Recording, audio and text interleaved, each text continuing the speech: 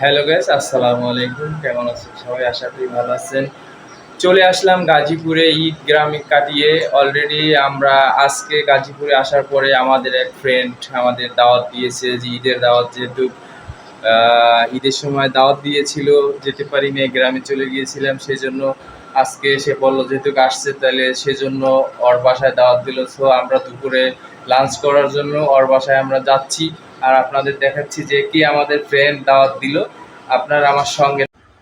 Already আমরা বাসা থেকে বের হওয়ার জন্য প্রস্তুতি নিচ্ছি। এই যে দেখেন বিপুল ভাই সে বের হয়ে গেছে, আর এই যে আমিও অলরেডি বের হয়ে গিয়েছি। এই যে দেখেন সিঁড়ি থেকে নামতেছি, আর ওই যে আমার পিছনে বিপুল ভাই আসতেছে।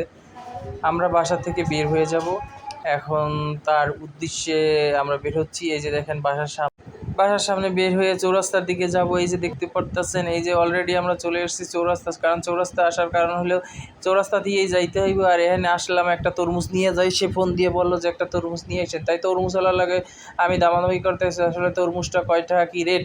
আর জিজ্ঞেস করলাম যে ভাই কোন জায়গার তরমুজ বেশি ভালো হইব, কারণ খাইতে অনেক মজা লাগবে, অনেক টেস্ট লাগবে। উনি বললো যে ভাই সবচেয়ে ভালো হইব এবং অনেক স্বাদ লাগবে এটার তরমুজ হয়েছে যে খুলনার তরমুজ। এই জন্য খুলনার একটা তরমুজ নিলাম। আর এই যে খুলনার তরমুজটা লই, এই যে দেখেন মোরা কিন্তু অলরেডি অটোতে চলিয়ে যাইতে আসি, এই যে গাড়ির পিছনে পিছনে, কারণ অটো ছাড়া তো আর নাই। এই যে মুই আর বিপুল ভাই একটা ছবি তুলে নিলাম, যে ছবি তুলে একটা তোলাই লাগে। এই যে ছবি তুলে নিয়ে আমরা কিন্তু রাস্তা দিয়ে যেতেছি। আর এই যে দেখতে পারতেছেন, আর এই হোটেলটা দেখছেন যেহেতু অনেকেই চিহ্নে হালাইতে পারছেন, এটা নাম করা আমাদের চিত্রনায়িকা মাহির হোটেল ফারিস্তা। আর আপনারা বুঝতে পারতেছেন মোরা কোন রাস্তা দিয়ে যাইতে আছি, কোন জায়গা দাওয়াত খাইতে যাইতেছি। মোরা আসলে যাইতে আসছিলাম শালনার ওদিকে, কারণ মোর যে ফ্রেন্ড দাওয়াত দিছে হ্যার বাড়ি হয়েছে যে শালনা, তাই মোরা শালনার দিকেই যাইতেছে। এই যে দেখেন গাড়ি চলতেই আছে, আর এত ঠাডা পড়া রোদ, ওরে মোর আল্লাহ, রৌদে একেবারে হিদ্ধ হয়ে যাইতেছে গা। আর এই যে দেখেন মোর অটোর দিয়ে নামে গেছি।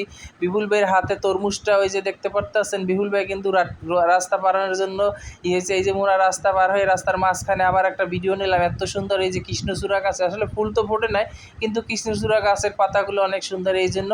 আর এই যে মোরা কিন্তু হ্যার বাড়ির সামনে আইয়া পড়ছি। এই যে দেখতে পারতেছেন বিপুল ভাই তরমুজটা লইয়া হাইটে হাইটে যাইতেছে। আসলে প্রচণ্ড গরমে এত খারাপ লাগতেছে কি আর কম, ওরে ভাই তা কওয়ার মতো না।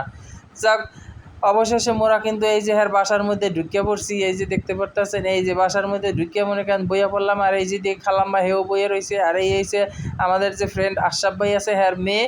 এই যে ও আসলে আমাদের কাছে চলে আসে, খুব আদর মহব্বত আমাদের জন্য। আর এই যে দেখেন আমাদের আশরাফ ভাই, এই এর বাসায় আজকে দাওয়াত দেয়, ঈদের দাওয়াত দেখতে পারতেছেন। কারণ যেহেতু যার বাসায় দাওয়াত হেরে যদি ভিডিওর মধ্যে নাইনি, তাহলে কেমন হইব যে পরে কইবেন যে ভাই কি ভিডিওতে করলেন, যার বাসায় দাওয়াত হেরেই দেখাইলেন না। এই জন্য মুই হারে আবার ক্যামেরার সামনে লই আইছি। এই যে দেখেন,